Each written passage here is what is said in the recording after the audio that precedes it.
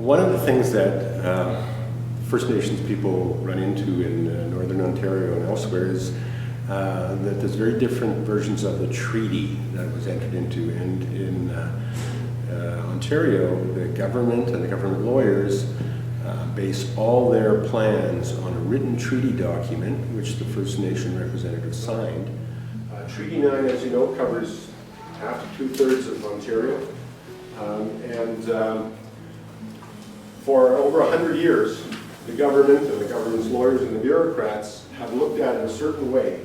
It is very different from the stories I hear from the elders when I go to Mushkegowuk assemblies, as I have for 15 or 20 years.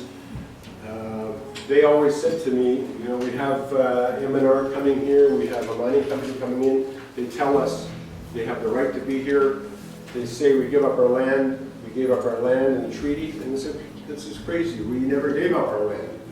Things changed a couple of years ago because the diaries of one of the three government representatives who traveled through Treaty 9 area many years ago, a century ago, and negotiated the treaty. Those diaries, which have been lost for 100 years, were found, and they tell a dramatically different story than everything that the government has been saying for 100 years and everything that the government's lawyers have been saying for 100 years, and everything that the government's lawyers and mining companies' lawyers have been telling mining companies. In 1905, the treaty commissioners, two from Ottawa, one from Ontario, traveled by train to around this area, gone on some canoes and paddled up here, and then met with First Nations, and in each of these locations, they engaged in discussions, negotiations, and a treaty-making process, including signing of a written treaty, plus oral discussions. The first meeting was at Osnaburg, then at Fort Hope, Martin Falls, Fort Albany, Moose Factory, and New Post. Then the next year, they covered another part of the territory. First at Abitibi, then Matachewan, Matagami, Flying Post, New Brunswick House, and Long Lake. This trip they could make with the rivers. This trip, because the rivers are flowing north, they came along the railway and made little trips up north on the railway. One of the things about this very important meeting and discussions at treaty time 100 years ago was that the government negotiators and the bureaucrats in Ottawa wanted a written treaty that was signed by the First Nation representatives. The problem was that the written version of the document was written in English and in legalese, which the First Nations people in Northern Ontario certainly didn't understand, either the English or the legalese. I don't know what the government negotiators were thinking when they said, sign this and somehow it means something. They knew they couldn't read it. They knew they couldn't understand it. In the written words of Treaty 9, what the signed document says about the government taking up First Nation land.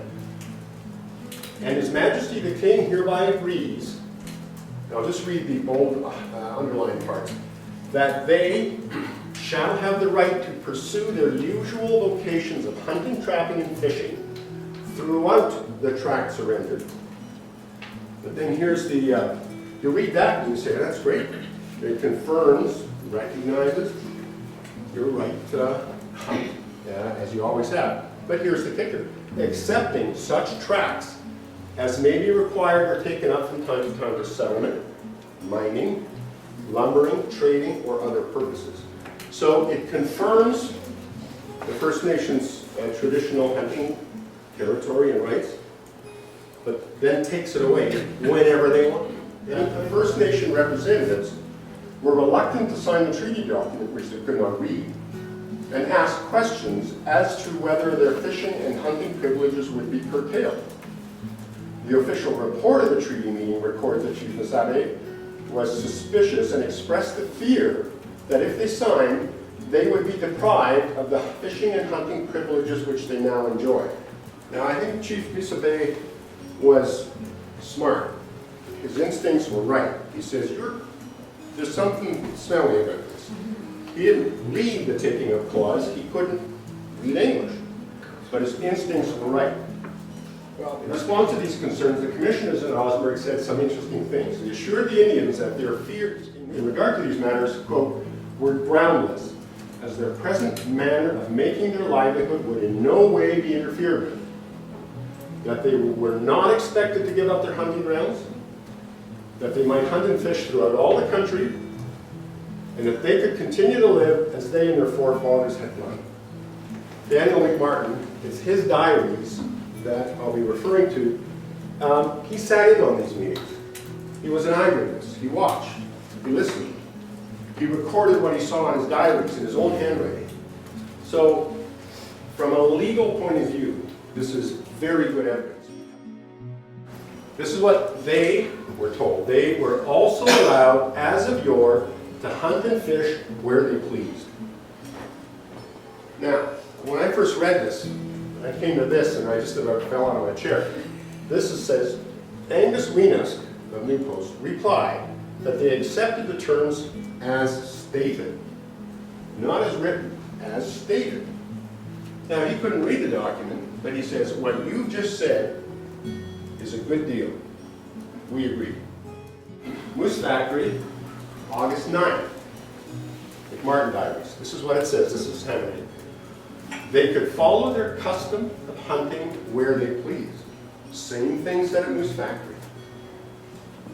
Fred Mark replied that they had long wished to enter into treaty and that they concurred in all that had been said.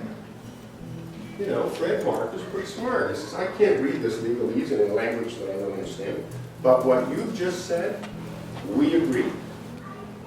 Again, Martin Falls, July 25th, same diaries. This is what it says in his writing. When it was explained to them that they could hunt and fish as of old and they were not restricted as to territory, they gladly accepted the situation. And then they weren't quite convinced, so there was more discussion as MacMartin, the government witness, records. Again, it was put forcibly before them that the reserve was home for them, that was being provided, was a home for them, and not a hunting reserve, and that they could hunt wherever they pleased, upon which they signified their assent. The diary author was recording things that weren't in his interest or the government's interest. I think he was recording them because that's what was said. And what they say is, despite what was on the written paper, which the First Nations leaders couldn't read, what was discussed and negotiated and clearly agreed upon was something very different than in the written paper. Because the written paper, the treaty as written, has these legal clauses that says, basically, we'll protect your hunting rights as long as it's convenient to us, and then we'll take your life when we want to, for a mine or whatever. That's why it's important that the oral agreement, which the elders have been talking about for decades, 100 years, is now confirmed by the evidence of the government's own negotiator, who witnessed it, wrote it down. We have good reason to think that what was said and agreed to is the real deal, not what was in the paper they didn't understand.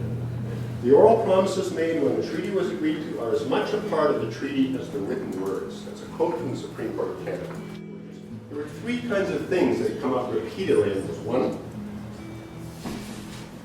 tradition and continuity. As of yore, the way you used to. That was part of the deal. Also, geographical, wherever you please. Thirdly, will not be interfered with. These come up again and again. So these are full, undiminished hunting and fishing and trapping rights. If these treaty promises are to be honored, resource development and government action in much of the far north of Ontario will require First Nations consent.